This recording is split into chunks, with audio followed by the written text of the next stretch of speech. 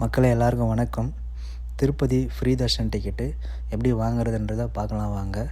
இந்த டிக்கெட் கீழ் திருப்பதியில் மொத்தம் 3 இடத்துல இஷ்யூ பண்ணுறாங்க.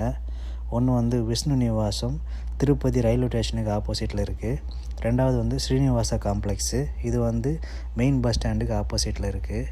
இன்னொன்று பார்த்திங்கன்னா பாலாஜி பஸ் ஸ்டாண்டுக்கு உள்ளே இருக்கிற பூதேவி காம்ப்ளெக்ஸில் டிக்கெட் இஷ்யூ பண்ணுறாங்க. அலிப்பிரி பாதைக்கு பக்கத்தில் இருக்கிற பூதேவி காம்ப்ளெக்ஸில் தான் டிக்கெட் எடுத்தோம். இந்த டிக்கெட் வெடிக்காத்தால 2 மணிலேருந்தே கொடுக்க ஆரம்பிச்சிடுறாங்க. நாங்கள் கரெக்டாக மணி ஒரு 3 மணிக்கு போயிட்டு வரிசையில் நின்னோம்.